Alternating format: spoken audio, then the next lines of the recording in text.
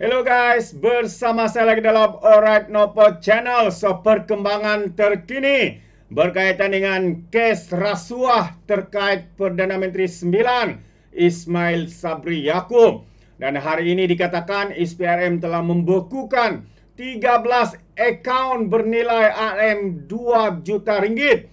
Dan juga SPRM sedang menyiasat akaun kepada Ismail Sabri ini.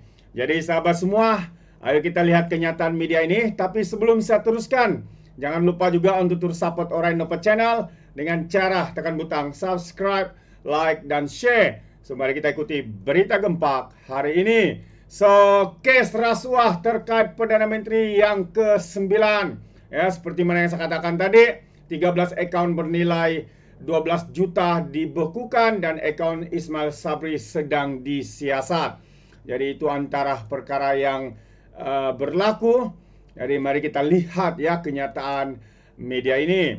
Jadi akaun Yayasan Keluarga Malaysia dan akaun Perdana Menteri ke-9 Ismail Sabri Yaakob masih belum dibekukan oleh Suruhanjaya Pencegahan Rasuah Malaysia SPRM setakat ini. Ketua Pesuruhjaya SPRM Azam Baki bagaimanapun berkata, SPRM sedang menyiasat akaun milik ahli Parlimen Berak itu. Katanya setakat ini sebanyak 13 akaun bank bernilai 2 juta milik individu dibekukan pihaknya dalam siasatan kes rasuah dan pengubahan wang haram. Jadi kita masih belum membekukan lagi akaun Yayasan Keluarga Malaysia kerana ia bukan akaun individu dan akaun yang aktif, manakala akaun Ismail Sabri sedang disiasat, kata Azam Baki lagi. Dan dia juga berkata, kita juga akan meminta penjelasan daripada beliau untuk menerangkan mengenai semua akaun yang ada, katanya.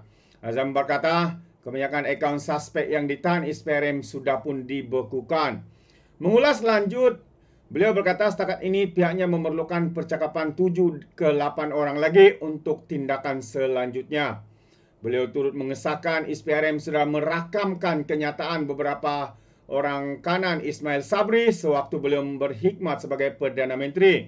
Antaranya Datuk Nazimah Hashim yang juga bekas Ketua Setiausaha Sulit KSUS. Itu antara nama yang disebut sahabat-sahabat semua. Jadi satu demi satu ya nama dibongkarkan ya mereka-mereka yang terlibat di dalam perkara ini. Jadi ramai juga yang beranggapan bahwa adakah siasatan terhadap Ismail Sabri ini adalah satu siasatan terpilih. Apa jawapan daripada pihak SPRM dengan pertanyaan itu? Jadi mari kita lihat ya respon daripada Azam Baki. Katanya tiada pihak arahkan SPRM siasat Ismail Sabri, kata Azam. Jadi mereka menyiasat melalui maklumat-maklumat ya yang mereka dapati dan akhirnya terbongkarlah segala rasuah penyelewengan dan akhirnya mereka menemukan 177 juta ringgit ya di tempat safe house lah ya, di safe house begitu. Hebat, dari mana mereka mendapatkan jumlah uang yang begitu banyak. Ini satu yang amat-amat mencurigakan kita sahabat-sahabat semua.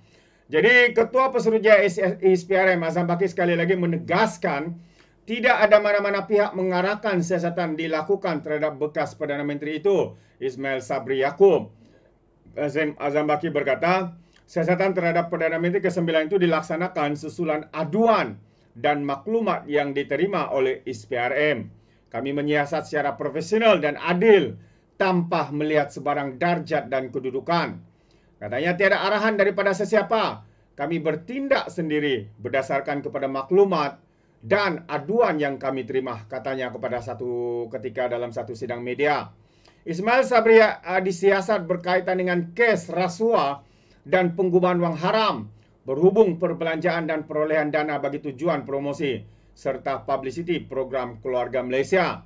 Dia disiasat di bawah Akta Suruhanjaya Pencegahan Rasuah Malaysia 2009 dan Akta Pencegahan Pengubahan Wang Haram, Pencegahan Pembiayaan Keganasan dan Hasil daripada Aktiviti Haram 2001. Azam berkata, pihaknya akan secara teliti menyiasat kes tersebut serta sesiapa sahaja yang disakiti terlibat dan mendapat manfaat. Berhubung perkara ini bukan sahaja setakat projek berkenaan keluarga Malaysia, tapi juga sesiapa sahaja yang mendapat manfaat, katanya.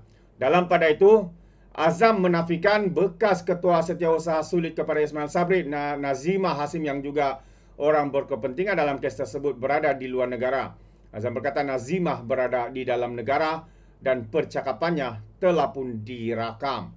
Jadi itu antara satu nama yang telah pun dibongkarkan, yang dikatakan turut terlibat di dalam skandal ini. Jadi ini adalah satu skandal yang amat-amat mengejutkan kita, sahabat-sahabat semua. Ya, mereka mengatakan mereka bersih. Hadi Awang sendiri menyatakan bahwa Ismail Sabri adalah Perdana Menteri Kerajaan Perikatan Nasional, bukannya Barisan Nasional. Itu antara